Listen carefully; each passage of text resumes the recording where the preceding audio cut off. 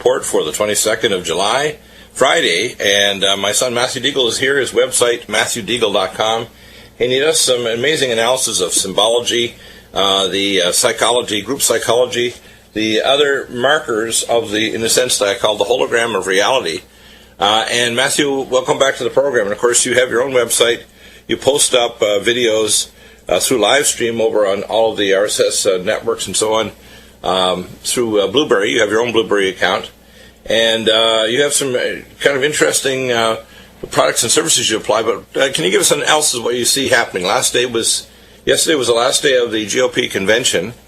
And of course, we have the Hillary has picked her running mate, Kane. I guess you could make some jokes about the name, Kane, and not so able. How's that? What do you think of what's going on worldwide with the issues of continued terrorism around the world in East France? We've talked about this on several different occasions. What's your analysis of events at the GOP convention and where this is all going for America and the world?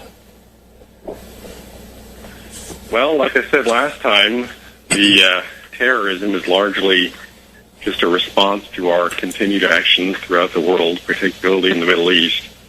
And people like Hillary Clinton are personally responsible for the increase in terrorism.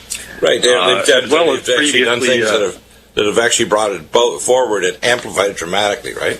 Her policies. Yes, Clinton in particular was involved in her time as Secretary of State, was personally overseeing and involved in disastrous foreign policy regarding Libya and other Middle Eastern.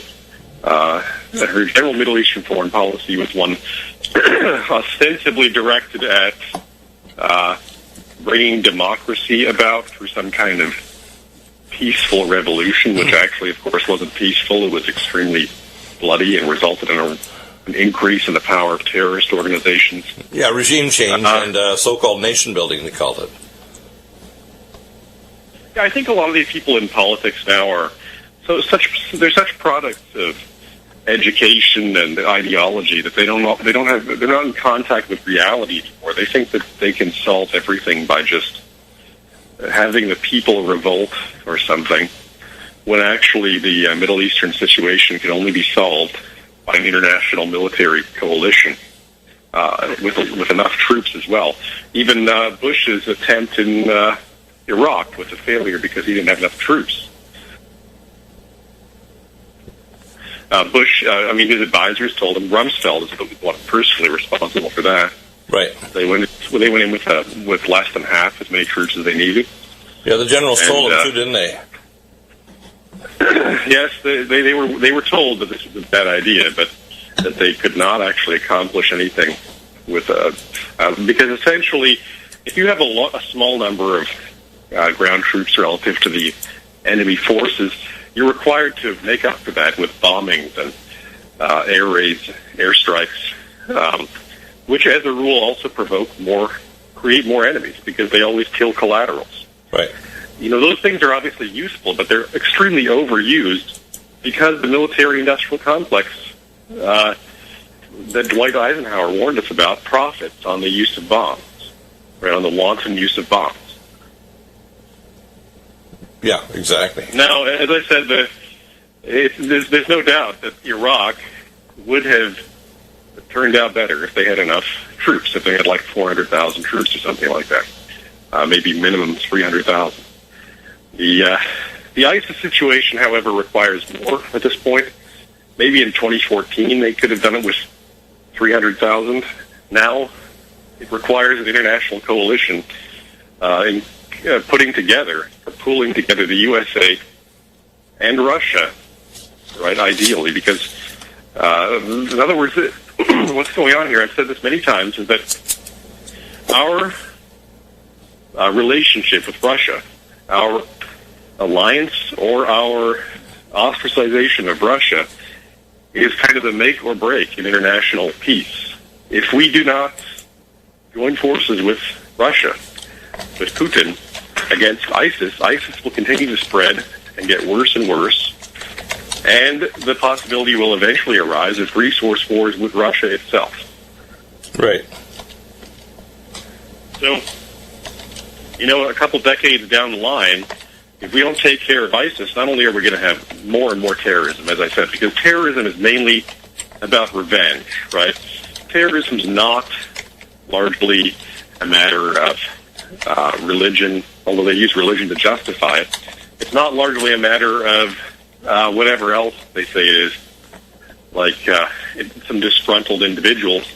It is some psychopathic, suicidal, yet brave enough individuals to represent the hatred that pervades the societies that have been treated unjustly by our very ill-dignified military campaigns. Our excessive use of bombs, killing of civilian collaterals, unnecessary torture of civilians, all sorts of stuff like that.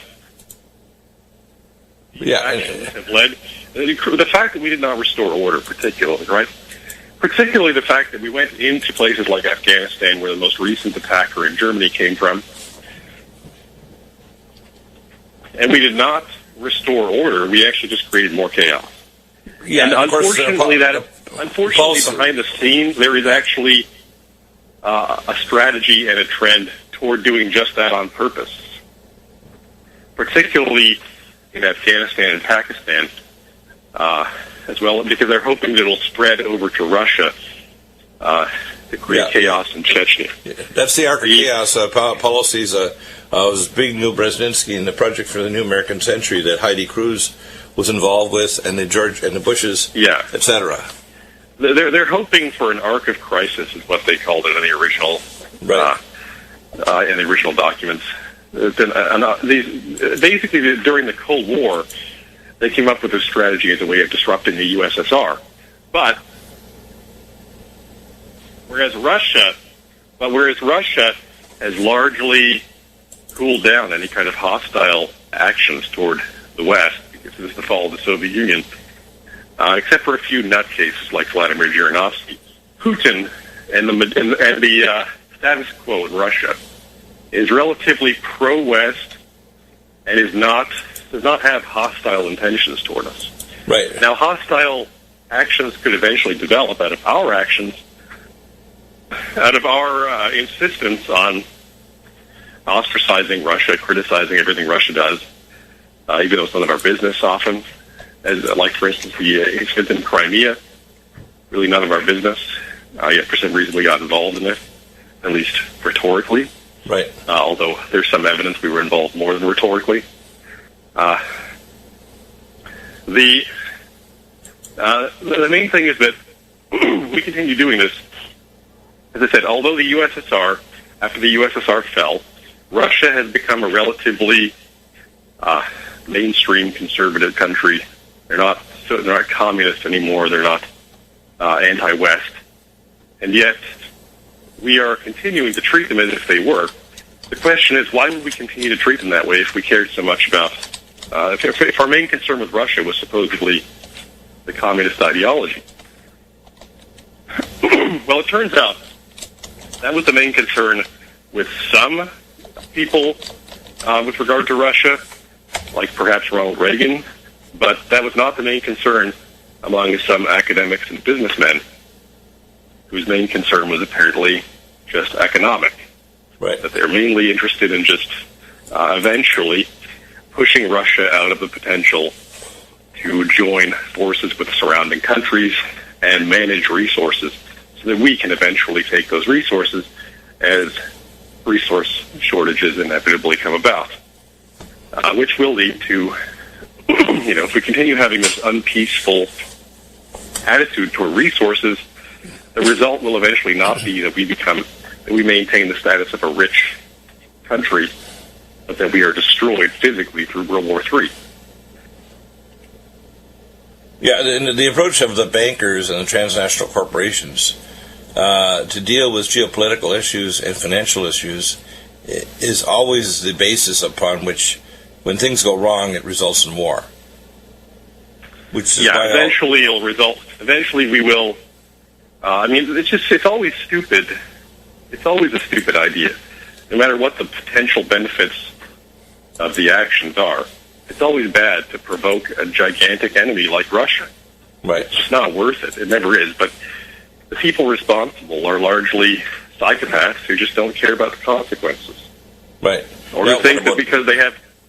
Let's tie it to the current choice by Hillary Clinton. People who like Hitler invading Russia, right? It's the same sort of thing.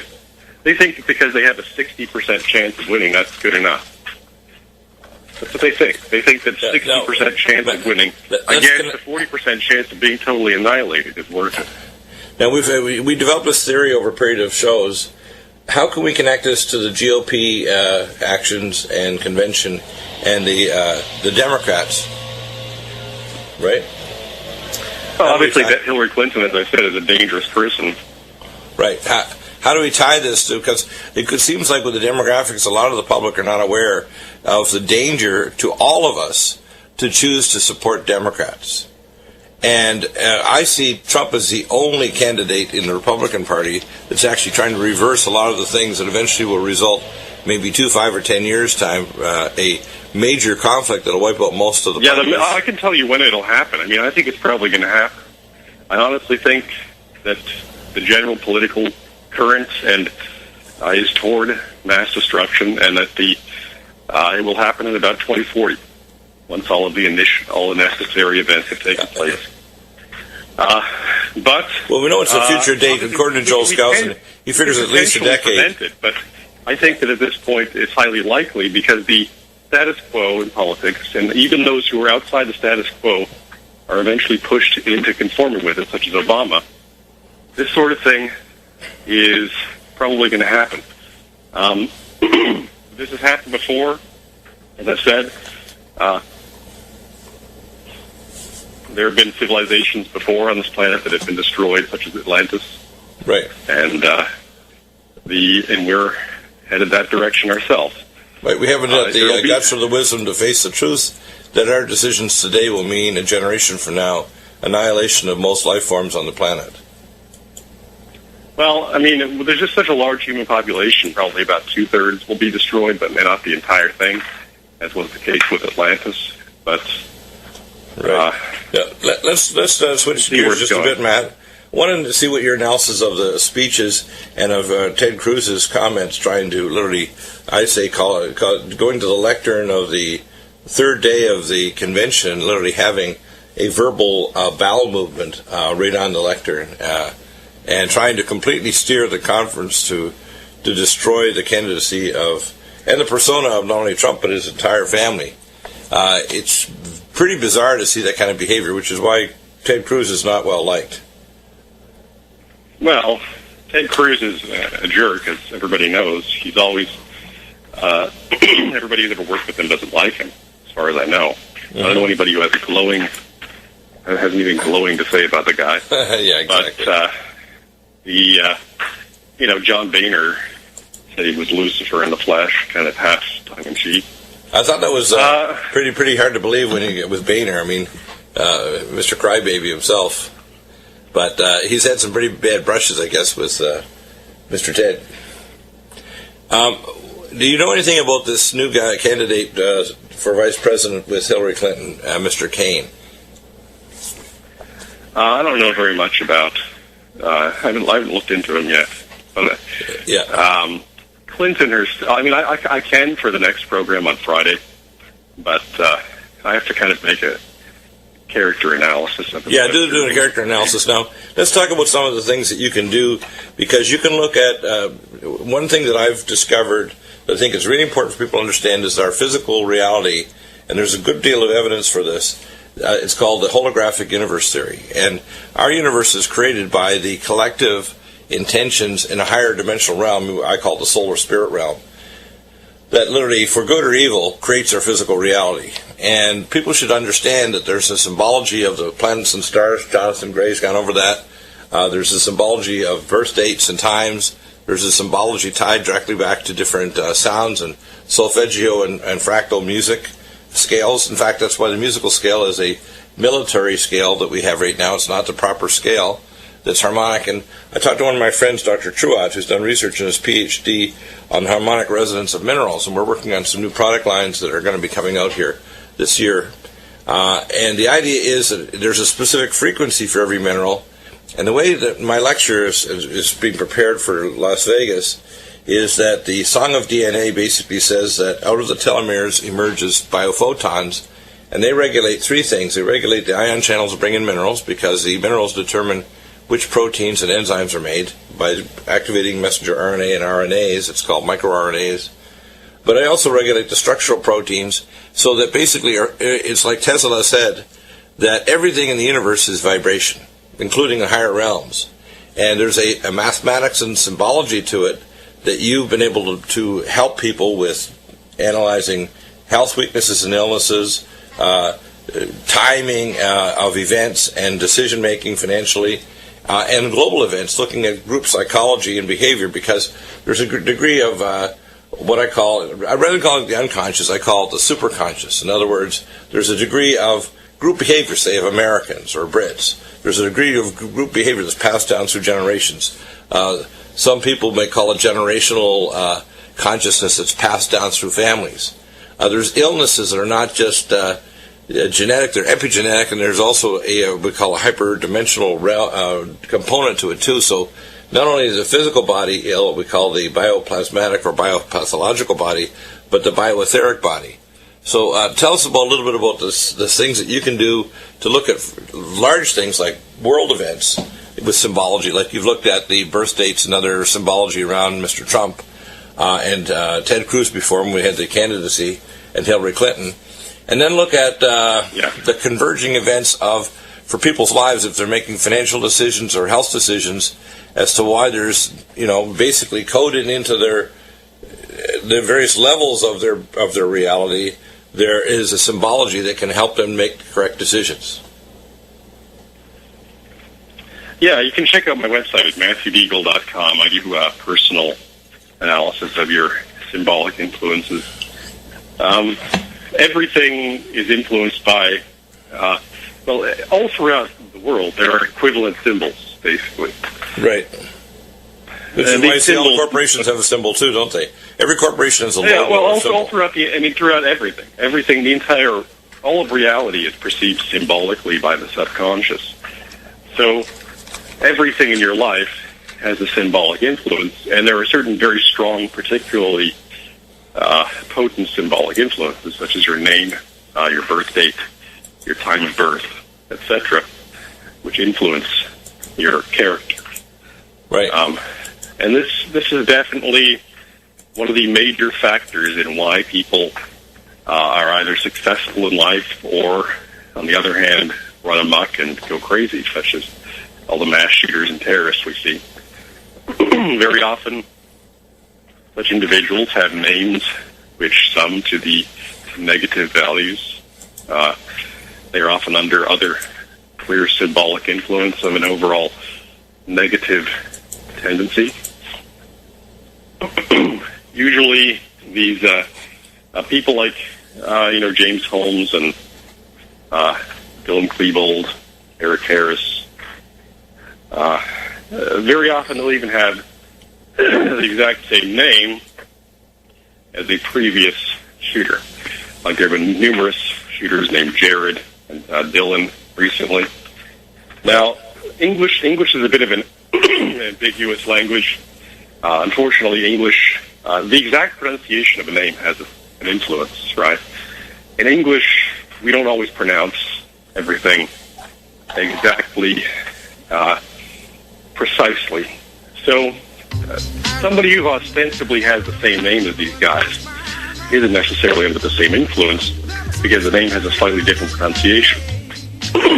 However, we're going to break, Matthew. We'll be right back in a moment. Maybe we'll get into more particulars because you're getting a little technical. So we want to kind of give people the overview to how they can use the skills and technologies to actually. Leo had an issue in his family, so we didn't have him last week on Thursday, hour 1, but he'll be back next week. So Matthew, you're trying to explain how these influences affect people or groups of people and nations and families, etc. And how particularly words have a strong influence as well as dates, names and dates. Right. I mean, like I said before, you can go to copycateffect.com. Warren Coleman has been solving this phenomenon since the 80s. when he began investigating suicide clusters among baseball players. He's a big baseball fan, as well as, of course, a social worker. He has a master's in social work. So he kind of combined his interests in baseball and social work to realize that that quite often the same dates were chosen, the same circumstances. He has a book called The Copycat Effect. Copycat Effect, which is all about how often suicides and murder-suicides and running amok are tied together by the same names and the same dates. Is it something that's a conscious event, or we call it subconscious or superconscious, whatever you want to call it, but one that people are not aware of? Well, I think if you look at the evidence, if you look at the number of incidences he's compiled, the evidence is strongly in favor of a largely subconscious influence. Exactly. Minimal conscious. Which would make things like, for example, what happened in Orlando recently here, where you mentioned the clustering a few weeks ago. In fact, the clustering of events is often quite bizarre. It's often even mystical in appearance, because of the fact that the subconscious, our collective subconscious, is aware of so much more than our conscious mind is, and is, as a rule, more intelligent as well. Right, which is why people do things like in the military, they do remote viewing. A lot of people that don't believe in what we call the other realms or psychic phenomena, they're just not aware that there's a large segment of our population that has either developed... Well, yeah, most people don't have conscious access to this information. It's in the subconscious. But it can be seen. It can be seen in their behavior. The subconscious influence is evident. Exactly. They're not aware of it, but their behavior kind of validates what your symbological analysis... Yeah, it's evidenced in the dates they choose, the names of the perpetrators, etc. The victims, because everything is taken as symbolic by the subconscious. So, collectively, groups often also follow symbols that represent their mentality. Like the Islamists often are under a flag with a crescent moon next to a pentagram on it, which adds to the number 17. And that has the meaning of the masculine air element, or the ill-dignified lunar, is what's traditionally called astrologically. Astrology as well is all just about symbolic influences. It's essentially Jungian psychology, right? Carl Jung went much further with psychology than most other psychologists have. As a result, there's generally a deficit in psychology as a whole because of the lack of understanding of symbols, which have a universal meaning, the lack of understanding of these subtle influences, because essentially they've trapped themselves in this notion of whatever neurological disorders, chemical imbalances, things that are really irrelevant in comparison to the symbolic influences, which are the main psychological influence, which even correspond to these other influences. Now, as I said, an individual, a name, right?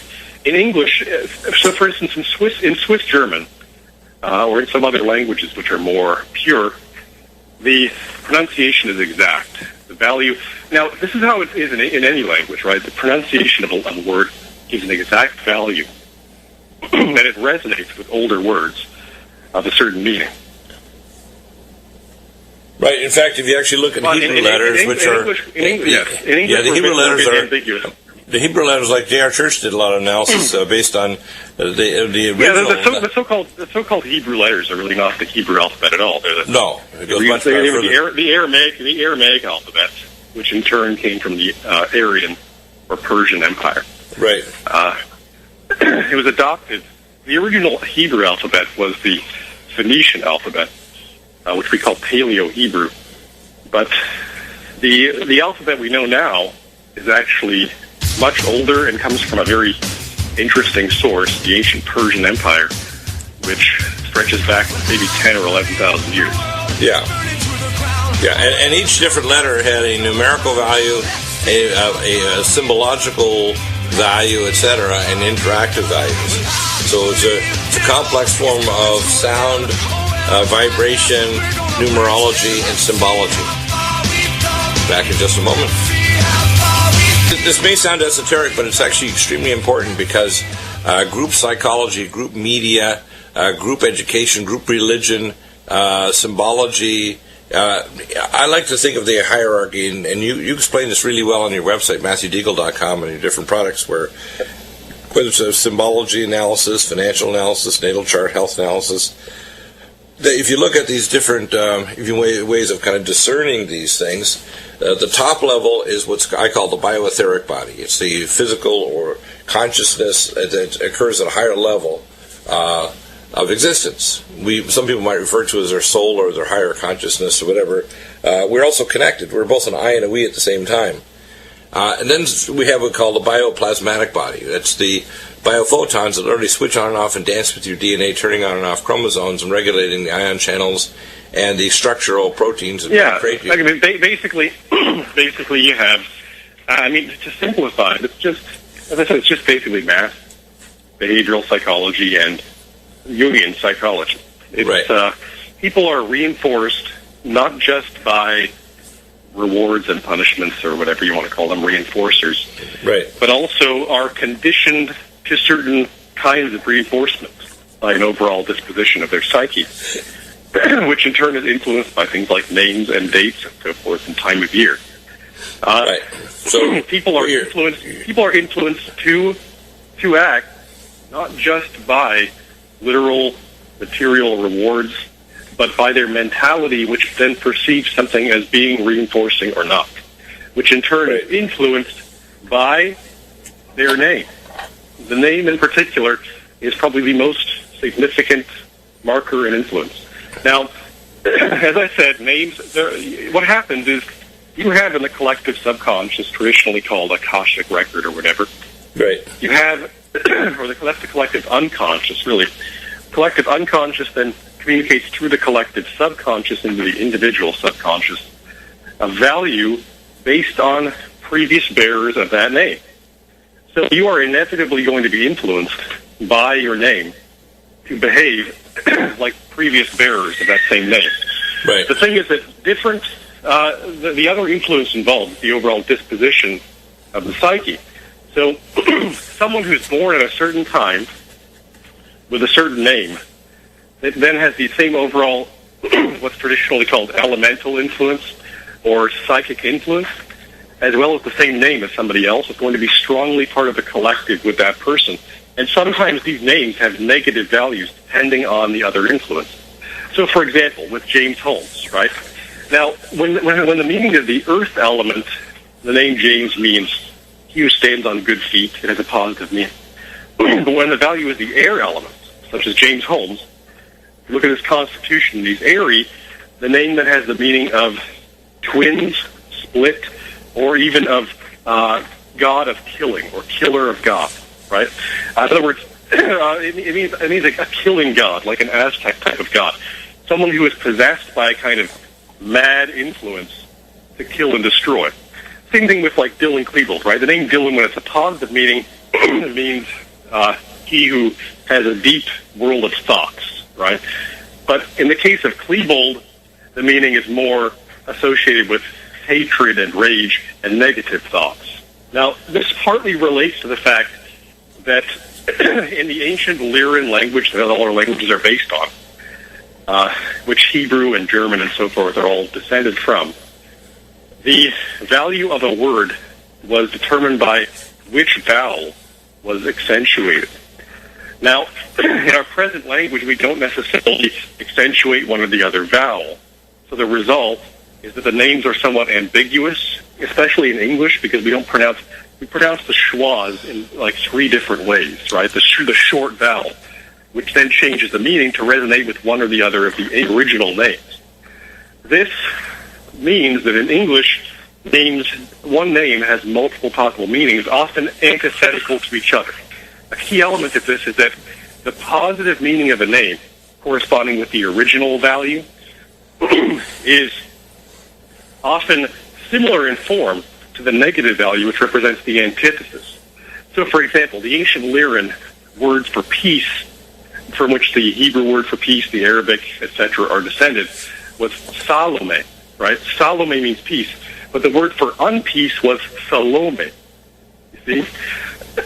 So as a result, depending on the present overall structure of a word and what value it sums to, if it has that basic root, it can mean either peace or unpeace.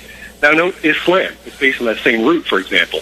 Islam, in the one form, the positive resonance, with corresponding to a certain pronunciation and certain words, has an association with peace.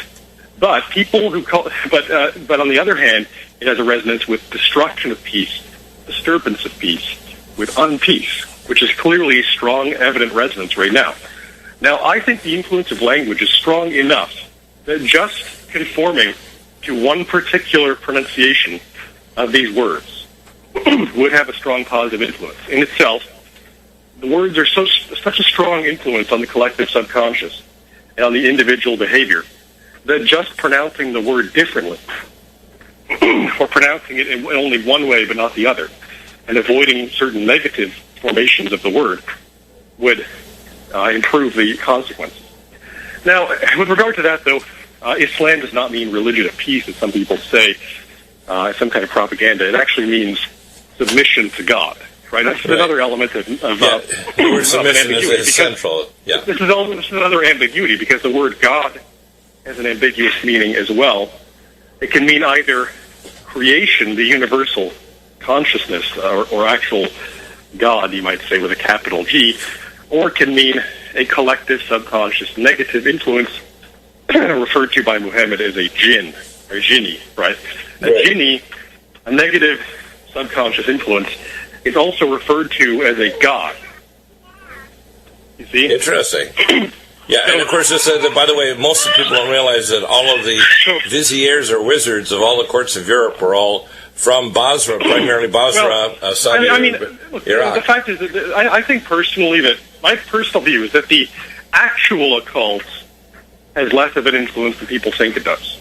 Right. I think that a lot of what appears to be occult conspiratorial activity is really the actions of these gods themselves, so-called.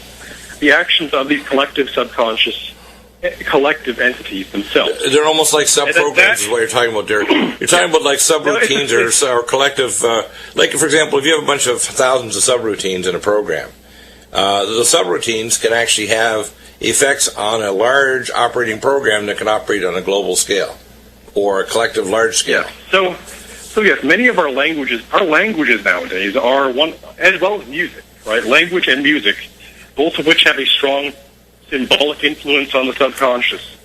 Well, they also have a frequency effect. For example, I've talked to some of my colleagues on this in the research on the musical scales, and they've specifically changed the musical scale to what's called a military scale, 440 hertz. And it's not biologically, for example, one of my friends, Dr. Truett's, done research and done a PhD in harmonic resonance with Linus Pauling years ago on the harmonic resonance of minerals, which are the primary controllers of your DNA. And it turns out that the harmonic resonance of music has a very strong effect on biological systems. Yeah, well, I mean, that's kind of not totally correct the way you described it.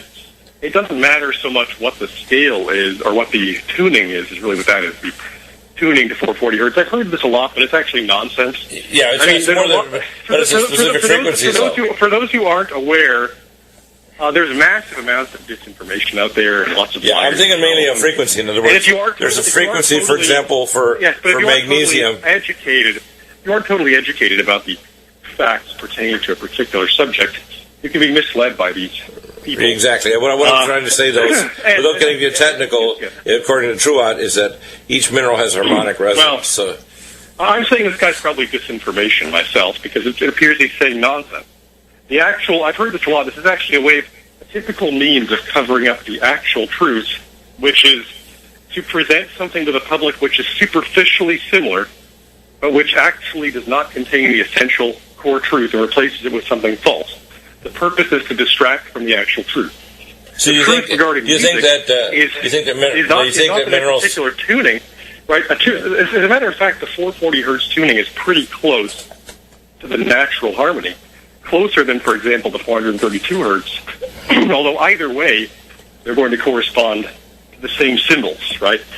They're going to fall in line with the same octaves. The main thing with music has nothing to do with the particular tuning, but rather with the harmony or disharmony of the music itself. Whether or not it corresponds to harmonious scales and modulations of scales, or whether it is instead a disharmonious jumble of sounds that are taken out of the chromatic scale on the one hand, or simply poorly combined to have no emotional or psychological depth. Because music has an instant influence on the psyche. It stimulates thoughts and feelings. So particularly when music is of a dumb and superficial nature, that actually has a dumbing down effect on the mind itself. Right. So that's the real fact there. You can forget about the 440 hertz thing or whatever. That's not. Yeah, no, I'm just trying. But what Druat was saying is that each mineral, like magnesium, has a specific frequency in hertz. And well, yeah, obviously. What I'm saying is this guy is taking some truth and mixing it with falsehood because. Yeah, I know. I'm one of the people that's making a lot of false statements. There are real occultists, right? And a lot of these occult groups are intent on keeping their information secret. Right. Despite the fact that doing so is going to result in mass destruction.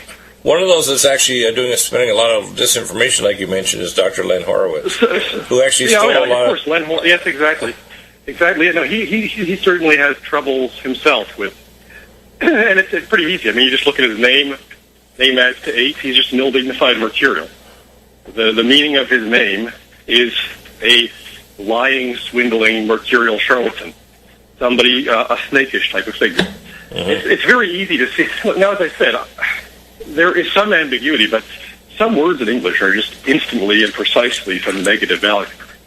And this is an unfortunate fact at the present times that on Earth we no longer have entirely noble words and names, particularly in modern languages like English, as opposed to traditional languages like, for example, German really is the only one that's totally pure still. Particularly the Swiss pronunciation of German, although not the High German, right? But their native language, Swiss German. The native Swiss German language is one of the few that doesn't contain so many negative values and still retains some of the original correct values. Now, interestingly, you look at the country of Switzerland, and it is largely a relatively harmonious society with a democratic government, I think, in large part because of the Swiss German language. On the other hand, you look at America, you look at the Americanized world, the American English language is actually corresponding to a negative trend because certain words in our language now have negative meanings or negative connotations, as well as names. Arabic is partially correct and partially not. So it has various dialects, and as I said, some of the words in Arabic now have values antithetical to the original because the Arabic is so close in consonance to the original language that if the vowels are falsified, which they often are, the result is a word that literally means the exact opposite of what it's supposed to. So, for example, salam, or peace, right, can have the meaning of the exact opposite, or disruption of peace, because it comes from the exact same root, the exact correct root. Now, on the other hand, in terms of the actual consonants, Arabic particularly, and actually more so than Hebrew, Arabic could be formed in a certain way that produces very close to the original values. Hebrew has actually some modifications because the Israelites had various dialects and falsified the consonants. But also because of this closeness to the original value, there are negatives. German as well. German is very close to the correct values in general, but the popular pronunciation now, the Hanover pronunciation of German, contains many falsifications of pronunciation, many changes of the vowels to long or emphasized vowels when they shouldn't be, and the result is that negative words creep into the language and pervade the collective consciousness. I think this is a major reason why Germany, particularly since World War II, but also prior to that, beginning in the 19th century, I think this was the major influence behind the degeneration of German culture, was the degeneration of the language. That's really interesting. You look at the German-speaking area during the time of Goethe, when everything was pronounced correctly, and it was one of the highest cultures in the world. Do you think there now, might be the literature and culture has actually gone downhill. Do you think that might have an influence over people that are tweeting now, that are not making sentence structures or no, same words? thing with Islam, right? You look at the Islamic world during the Middle Ages, very high culture, lots of rational philosophy, science. Now, there have been evident falsifications and changes in the language, which mean that they've gone downhill. I think language and music are ultimately what make or break a civilization. Well, that's really interesting. Now, how do you provide that as a service to people? Because you have a number of different services you provide over at MatthewDeagle.com that can help people make personal decisions, financial decisions, look at the group psychology of what's going on with events like what's happening with the politics here in America or what's going on with our international policy. You can actually use the same tools. Yeah. Well, the newspeak, right? The newspeak language, political correctness, the replacement of applying and strong words that have a strong emotional impact with superficial or false words that are more polite is one of the negative influences in language. Not only does it actually dumb down people using such words, because the words are no longer deeply influencing their mind. There's no scientific jargon as well, right. Academic terminology. All these words that are so far from our experience are negative because they detach us from reality. I think part of the reason why academia is so foolish in its strategies and so foolish in its worldview, as we observe now with all the nonsense coming out of both liberal arts and the materialism coming out of hard sciences, I think a large influence in that is the scientific vocabulary, the scientific way of thinking of detaching oneself from reality by using emotionally superficial and essentially psychopathic words. You see, real words that actually have a strong healing effect are the basis of civilization. Yeah, that's really interesting, Matt. That's a remarkable thesis. Back in just a moment with Matthew Deagle, website MatthewDeagle.com. We'll be back in a moment. Coming up in Hour 2, our science blog with Ann Morrison, and the firing line, Hour 3, with your health and wellness. Welcome back to the Nutrimedical Report with Matthew Deagle. And Matthew, you've got your website, MatthewDeagle.com. You provide a lot of services. Can you describe a little bit of those and how you can help people? As I say, we're starting to connect all the dots on the nature of what reality is. Yes, the real essence of what's going on in our civilization doesn't even boil down to any particular conspiracy, although certain greedy and psychopathic individuals are responsible. Right. It boils down to a falsification of culture, language, and music, where you look, for example, at you can follow. For instance, you can look at the character of a whole population just by paying attention to the way they pronounce words. The precise way that a word sounds resonates with an exact value. But same thing with music, right? Now, every genre of music in the past 50 years or so has gone downhill on average. There have been some positive individuals, but the overall trend has been negative. You look at any genre, and the trend has been toward ever more superficiality, mechanical type of feeling, very materialistic attitude. This is negative. You look for, and this happens in every genre. You look, for instance, at country music in the 60s, 70s. You compare, for example, the steel guitar trend of that time with many various tones, a lot of variation in melody, a lot of feeling, to country music now on the radio is mostly just the same melodies, same very, very generic, very superficial lyrics. Again, music combines tones and words. So this is a significant influence on the collective psyche. A very, very significant influence. You look at a lot of these shooters actually are fans of what I think is going to happen. I think that as the language and music degenerates, inevitably civilization collapses around it. And the main source of this degeneration is business and academia. Academia, there's this, a lot of people don't know what the number 666 really represents. It has a dual meaning, but one meaning of it is the feminine earth element in its negative form, which is the mentality of over-socialization politeness, unemphaticness. This mentality of lying, deceiving, concealing, and softening things. You mean like political, like the issue of political correctness, or yes, political correctness, the changing of terminology, the replacement of supposedly offensive words with inoffensive ones, overall has a dumbing down, stultifying effect on the human psyche. It turns people into mush, basically. It turns them. What it does is not only does it weaken their feelings and corrupts their overall psychic disposition, it also causes them to become more psychopathic because they have less of a feeling reaction and less of a connection of word to reality. Yeah, it's also it also has an effect. I found, for example, a medical discovery. One of the things I noticed is that the terminology was used to actually dumb people down and make them not think out of the box in terms of seeing the entire field of what was causing, like a disease like diabetes or hypertension or cancer.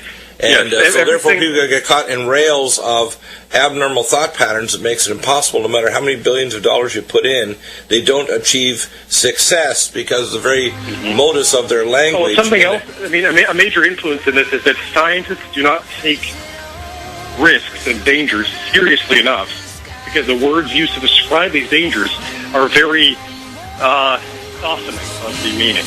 They're very... They reduce the feeling influence of the word. Yeah, just like genetically modified foods or vaccines or whatever, so the scientific words are used to soften the danger of things that they do. Yes, the scientists are living in a world of paradoxical investigation of reality and then misnaming of reality. Yeah, amazing. Remarkable discussion, Matthew. We'll do some videos this weekend, and back in a moment with Ann Morrison, our number 2 science blog, Twiland.info. Back in a moment.